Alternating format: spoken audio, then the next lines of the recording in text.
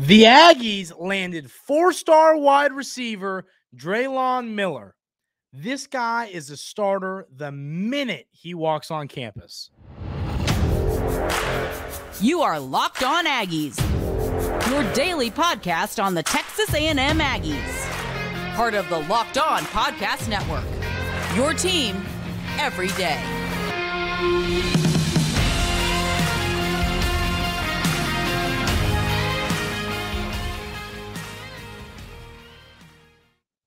Welcome on in to Locked On Aggies. I'm your host, Andrew Stefaniak. Thanks for making Locked On Aggies your first listen every single day.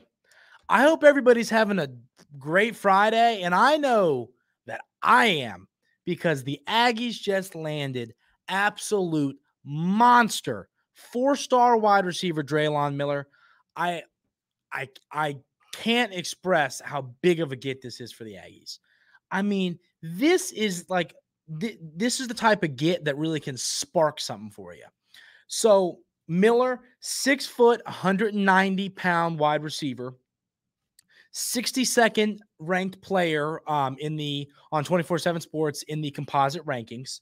So he chose the Aggies over USC and LSU.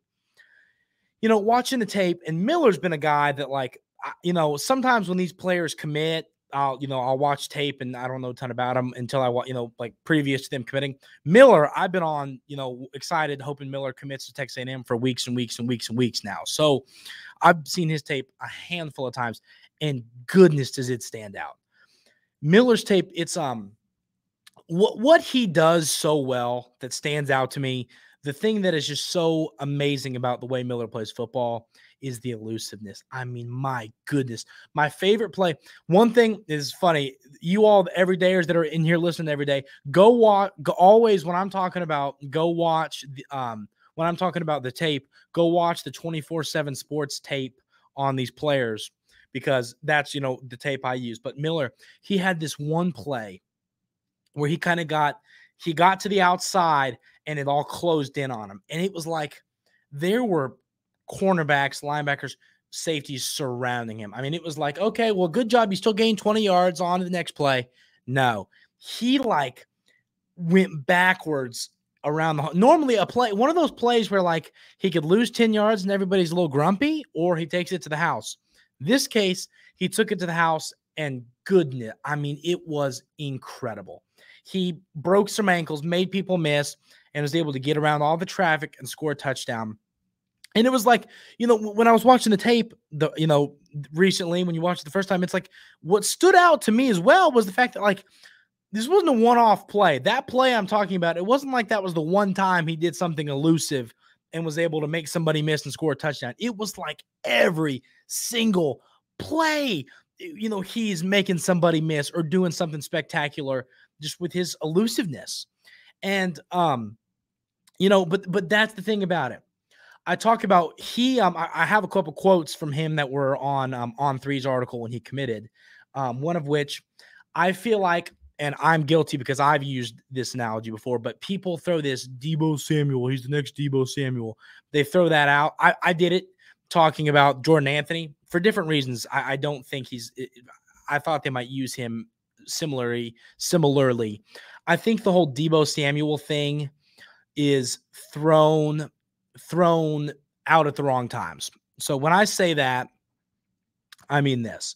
When I talk about Deebo, before we get on to Deebo, the thing about Miller is, I mean, this guy legitimately, I'm willing to almost guarantee he starts the minute he walks on campus. The 6 foot 190 frame, he's built, he's strong. He's not a kid that looks like he's got to grow into his frame. He's physical. He has all the attributes you need to have to play wide receiver at the next level, and he has them right now. He still has the senior year of high school.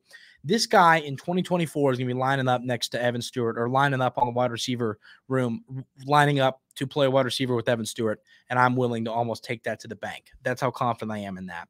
But back to the Deebo thing. So, those everydayers, like I said, that were tuning in and listening to me talk about Jordan Anthony, I think when I wasn't comparing Jordan Anthony, who of course is the transfer from Kentucky that committed to Texas A&M a few weeks ago. I wasn't comparing their size and in the way they play. And if I did, I need to watch that tape back and see how I explained it. But like what I was trying to better explain was that, the 49ers create plays for Debo. They run routes through him. But I'm going to make a bold statement. Debo, to me, he everything he does is around the line of scrimmage. So it's hard to say he is a wide receiver. So Drelon Miller, watching the tape, is a wide receiver. He runs good routes. He gets the ball in different ways. He gets the ball on slants. He gets the ball on go routes. He gets the ball on posts. He gets the the route tree is amazing. He's able to run every route a wide receiver can run, but he's also able to do things Debo Samuel does. So the reason I wasn't going to even bring up Debo, but in his interview saying why he chose Texas A&M, Miller said that he wants to be used, or the coaching staff wants to use him like Debo Samuel, kind of what they do now with Nia Smith. So, but like I say, I don't love throwing the comparison around to Debo because I think it's one of those like overflated. It's like anytime a wide receiver gets a handoff, it's like he's Debo Samuel.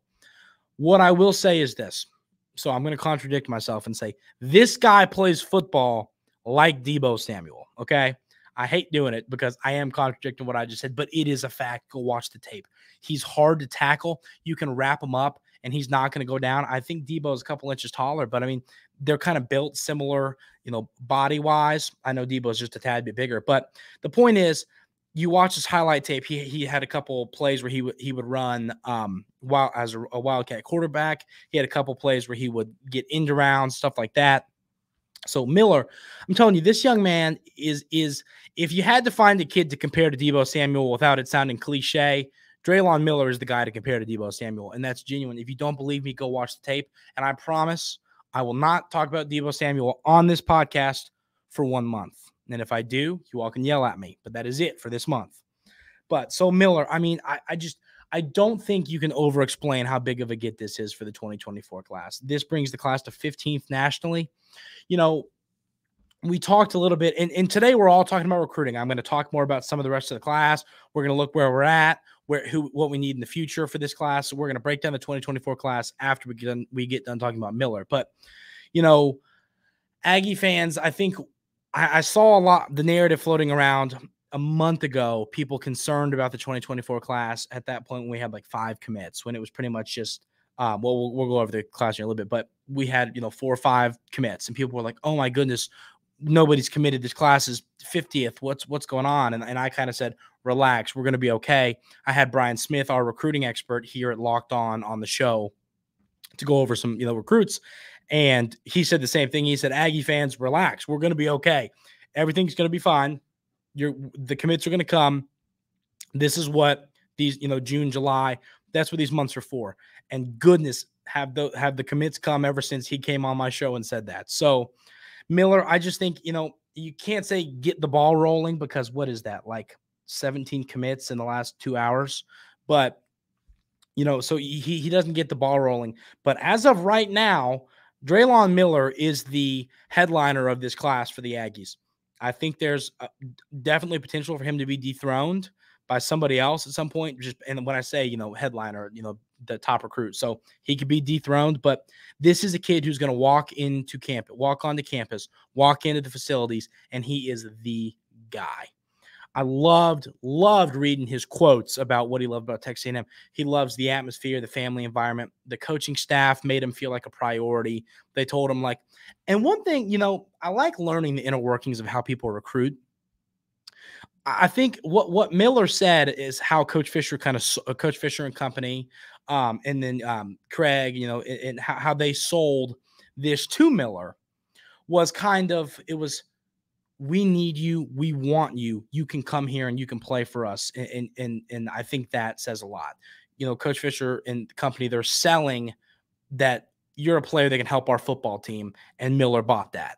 So, I mean, when I say bought that, I mean, he bought what he was selling, but it's not like he's selling some bull hanky. I mean, this is legitimate. Drelon Miller is going to come in and be a guy for the Aggies. And then the other quote I loved seeing from him is he said, Miller said something along the lines of, let's go. I'm here. I'm here to win football games. Let's go win a national championship. I love seeing drive like that. I love seeing motivation. I love seeing that Miller's going to come on campus and the bar's here. He won't take anything lower than that. So this is a big time get, folks. You're allowed to be excited. This is awesome. I'm pumped. This is a big, big, big time get for the Aggies. So be excited about it. Enjoy it. If you got any, your weekend plans, talk about Drelon Miller. That's what I'm going to be doing. Everybody be excited. This is a reason to be excited. I'm pumped. Amazing football player that's going to make this football team better the minute he walks on campus. And I cannot wait to see Drelon Miller in the maroon and white colors catching passes for the Aggies. Let's break down the rest of this 2024 class. What do we need? Who do we got? What are we looking at? Let's talk about it. I think this class is in a dang good spot right now, but let's break it down. Baseball season is in full swing, and there's no better place to get in on all the action than FanDuel, America's #1 sports book. Because right now, new customers get a no-sweat first bet up to $1,000. That's up to $1,000 back in bonus bets if your first bet doesn't win. Just go to FanDuel.com/lockedon to join today. So, here's an interesting stat. I love this. I was talking to my dad. I was in the middle of writing some articles, talking to my dad, right? And we were talking about how people, I have an episode that I've pre-recorded that'll be coming out in a few weeks talking a little bit about Wegman and his upside for the season. And I was telling Dad, I was saying, man, people are going to hound me for my take on Wegman, on how I think what his upside is in the SEC. And so that when we were talking about specifically Spencer Rattler and KJ Jefferson, and my dad was like, what are the Heisman odds for those guys look like? And I'm thinking that Jefferson and Rattler are both going to be above Wegman. Nope. Connor Wegman's chances to win the Heisman Trophy are higher than KJ Jefferson and Spencer Rattler's. Maybe the Vegas betting insiders know something. So if you want to go put a future bet on a little bit of Connor Wegman to win the Heisman Trophy, go do it. I'm not going to yell at you. So don't miss your chance to snag a no-sweat first bet up to $1,000 when you join FanDuel today. Just go to FanDuel.com/lockedon to sign up. FanDuel, official partner of Major League Baseball. So I'm done screaming and being excited about Miller. That's a lie, because when I'm done recording, I'll just go back to doing that. But let's go through this class. I've kind of got, I just want to go, I want this episode to break down where we're at. And at this pace, goodness, I mean, when this episode gets posted, we might have 4 new commits.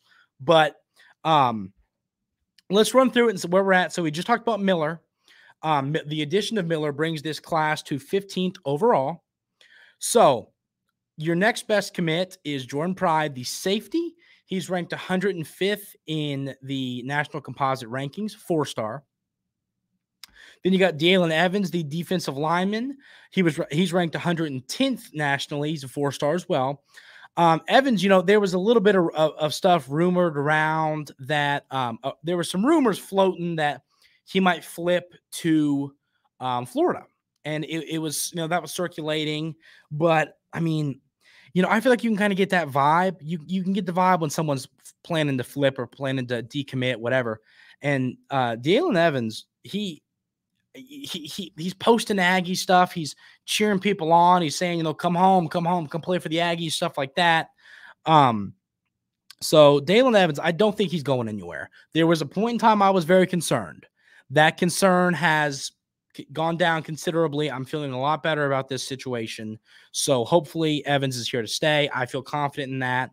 But if something changes and I hear any other rumors floating around that, we'll talk about it. But as of this moment, I feel pretty good about Evans. Actually not pretty good. I feel very, very, very confident Evans is going to be part of this 2024 class for the Aggies. Weston Davis is one of the other more recent commits, the big old offensive tackle, 4-star, 176th player nationally. Another blue chip player. There's something about blue chip offensive linemen that it's like I think like blue chip skill players. So, receivers, running backs, tight ends. always are exciting to me, as I think they are to anybody.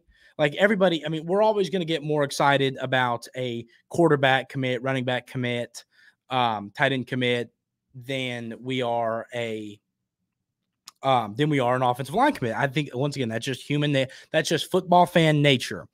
But at the end of the day, especially with how bad the offensive line was for the Aggies last year, it proves to you need these guys. You need these guys who are dang good offensive linemen, good football players who are able to come in and just dominate and, make time for your quarterback, make holes for the running backs. So, getting a guy like Davis is a big time commit.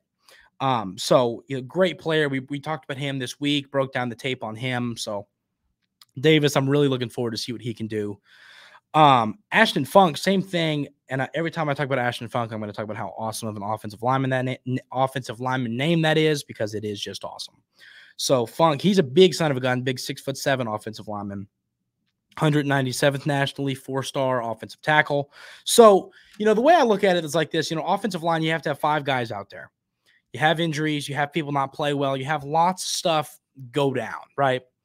And so you already bring in, the Aggies already have 3 offensive lineman commits in this class. Davis, Funk, and then we'll talk about Cohen Eccles here in a minute. He's an interior offensive lineman.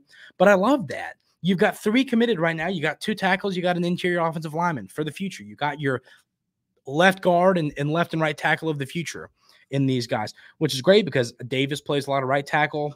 Eccles plays interior. You got guys who are naturally play different spots. I think it's big time for the Aggies.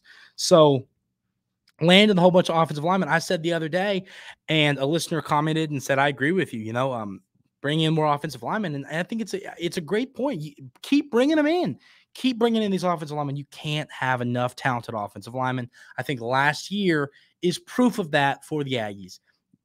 Depth was a question. You had guys go down. You had guys underperform. You had some young offensive linemen. You got to have more depth. And I think bringing in 4, 5, 6 offensive linemen, it ain't going to hurt. Rather have it, not need it than need it, not have it. Keep bringing them in. And I do think there's more coming. So I think the coaching staff listened to me. I'm kidding, obviously, but I do think that more offensive linemen are coming. Not concerned about that at all. Next, we got Jordan Lockhart, another one of the recent commits. This is interesting. I don't know if anybody saw this on the Twitter sphere, but Lockhart, who is a 4-star linebacker, 369th player nationally, he is actually related to Texas A&M center, Julius Marble, basketball center, obviously. So that's a little interesting, a little Aggie family action, and it's not really football action. That's kind of, interesting to me. Saw that on Twitter the other day. I thought that was really cool. So, Lockhart, great player, sound player, hard-hitting linebacker. Think he's going to have a great career. I think he's a guy that's going to come in and play early on in this Texas A&M career. I think he's one of the guys who is a little bit better, and it's hard to say you can be better than the 369th best player in the class because you're a dang good football player. But I think on the tape he's a little bit better than that. So I'm looking forward to see him bringing the boom to some running backs bringing the boom to some running backs when he gets on campus. Then you got the quarterback, Anthony Maddox, the 373rd player nationally, 4-star quarterback. We talked about him a little bit on a show that's going to be coming out next week when we kind of break down the quarterback room, the future of the quarterback room. And Maddox is just a dog. He's a great player. He's got he's quick. He can use his legs. But he's not just a runner. He's a pocket passer who can run, but he can also run at an elite level. So it's just like he's a quarterback that's going to find success at Texas A&M. Then you got Eric Carner, the tight end. He was kind of the one that really sparked this run of commits, it feels like. Carner, I think the news on him broke Thursday last week, and ever since then, it's just been like bam, bam, bam. But Carner, the 4-star tight end, 392nd player nationally, good tight end, quicker than you would imagine. We talked about I think he needs to put on a little bit of weight before he gets on campus, but I think that is going to happen. Or, I'm sorry, he doesn't need to put on weight before he gets to campus. He needs to get in the college weight room and get bigger, faster, stronger. So he just isn't quite the tight end weight that you see right now. So he's going to get there. It's not a concern. It just has to happen. Tristan Jernigan, the linebacker, 3-star, 509th player nationally. Jernigan's a guy I'm really high on. The tape on him, once again, it's amazing tape. He's just a sound linebacker. He's always in the right spot, hard-hitting guy. I just saw he posted on Twitter today. He's officially 6'2". which I thought was funny because I'm pretty sure he was already listed at 6'2" on recruiting sites, but it's beside the point. Jernigan's a solid player that's going to be a great addition for the Aggies. Then you got DeBron Gatling. Gatling is a wide receiver who's not ranked crazy high, 517th nationally, 3-star, but his tape is good. He's not a super tall guy, but he has the ability to win 50-50 balls, and I like that. I think that's a good thing for a wide receiver to have, especially not a massive one. Cohen Eccles, the 3-star interior offensive lineman. We talked a little bit about him already, but sound player, like I said, strong upper body, plays the position well, high football IQ, great technique. I think he's going to be somebody that plays during his Texas A&M career, and just a football player that knows the game well, and I think he's going to be a Power 5 starter at some point. And when I say Power 5, obviously an SEC starter for the Aggies. Then you got Miles O'Neal, the other quarterback in the class, 3-star, 877th player nationally. He is more of a real pocket passer, but he can run. And he's pretty quick, actually, which, when you watch the tape, because he's a big old 6'5" quarterback, I wasn't really expecting this quicker guy. And he got out of the pocket a few times, and I was like, dang, he can move a little bit. So I'm high on him. And then the last guy here is Gabriel Relaford, another recent commit, chose the Aggies over Ole Miss and Vandy. We talked about him yesterday. 3-star edge rusher, 877th player nationally. I think he's another player that is a lot better than that ranking, and I do think he's going to be a guy just plays the game the right way, and he's going to be a guy who plays a lot during his Texas A&M career. So that's all the guys in the class right now. Let's talk about what's next and what are some positions the Aggies need to continue to add to in the 2024 recruiting class.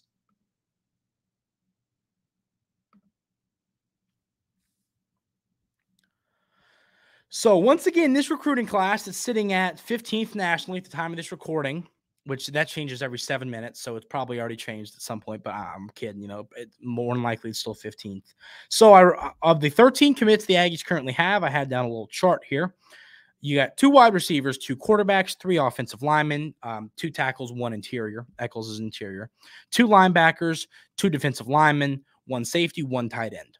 So to me, the first thing that kind of stood out here is I think we need some cornerbacks and cornerbacks quickly. Right now you look at the room, Tariq Chappelle is not going to be around a crazy long time. I expect him to be out of here relatively soon. Tony Grimes, another guy's going to be gone soon. And so the future, you got Sam McCall. And then we talked about, this is another episode where we kind of talk about the cornerback room a little bit. That's going to be coming out next week when I'm out of town. But it's a room, you got your old guys and then you got your young guys. Bryce Anderson is a younger guy. So you got a healthy mix of veterans and young guys. In the 2023 class, you brought in a lot of talented corners and a lot of guys who are versatile to where they can play anywhere in the defensive backfield. So that makes me feel better about, where the Aggies are in this cycle with where they are in this cycle with cornerbacks. But I mean, you got to go get a handful of them. So I think that's the only position. No running back yet, which the Aggies, I know they're in on a few running backs, so I'm not concerned about Texas A&M getting a running back at some point. But yeah, I mean, you got offensive linemen, you got quarterbacks, you got wide receivers, you got a tight end. So yeah, on offense, all you need is a running back or 2, some more offensive linemen. And then on defense, you got a couple defensive linemen, a couple linebackers, a couple safety, and then you need some cornerbacks. But I think that's exciting to me, the 2 linebackers. I think it's a position the Aggies need to keep adding to. I wouldn't be upset with one more talented linebacker in this class. But, yeah, I think bring in a linebacker, a couple more offensive linemen, a couple running backs. I think 1 would be fine with how young Ruben Owens is. So, if you bring in 1 running back, I'm not going to be upset about it. Instead of 2 there. A couple more defensive linemen and then shore up the defensive backfield. This class is getting there, people. And I mean, I don't think it's nowhere close to done. You got 13 commits. I think if the Aggies got anywhere to the 25, 30 range around there, I wouldn't be shocked in any way. So this class is nowhere near done, and I think it has a chance to be a top 8 to potentially better than that classes in the country. And I think some of these pieces you've landed this week proves that. So Aggie recruiting, it's a lot of fun. It was a fun week. I'm sure there's going to be one thing I'm excited about. I'm time of this recording, this will be coming out on Friday. I'm heading to the Florida Keys tomorrow, which I'll break down my schedule for next week here in a moment. But I am so excited for while I'm gone. I bet we get 17 million commits, and my whole next couple of days shows when I'm back from out of town are going to be all these commits breakdowns. So I'm looking forward to that. But that is going to do it for today's episode of Locked On Aggies. Like I said, I am heading out of town, going to the Florida Keys. Once again, if anybody is a fisherman that has fished in the Keys, please let me know. I'm trying to get down and get on some fish. So if anybody has any tips, tricks, let me know. I would really appreciate that. Next week's schedule is going to go like this. We will have an episode on Monday, an episode on Wednesday, and an episode on Thursday. So we will have 3 episodes next week instead of 5, coming out at normal times, 4 a.m. on podcast platforms and 8 a.m. on YouTube. So that's what time everything's going to be coming out. And one thing I do want to remind people of is wherever you listen, if you listen on Spotify, if you listen on Apple Music, any podcast platform, or if you listen on YouTube, I'm on everything for free. So if you want to listen on, if you ever, you like watching on YouTube, but you're going on a family trip, listen to me on wherever you get your podcast. If you like listening to podcasts and we get a big time commit and you want to see, you want to look at me, heck, I get it. Come watch me on YouTube. So there's lots of places you can find me, but I'm done with my spiel. Like I said, that's going to do it for today's episode. Everybody have an outstanding weekend. 4th of July is coming up. Have a great time with your families. And just as always, I cannot express how much I appreciate you all tuning in every day. It's a blessing to be able to bring you these podcasts on a day-to-day basis. So from the bottom of my heart, thank you so much for tuning in. It wouldn't be possible. What I do wouldn't be possible without you all watching on a day-to-day basis. So I appreciate it a ton. That's going to do it. Have a great weekend, and we will see you on Monday.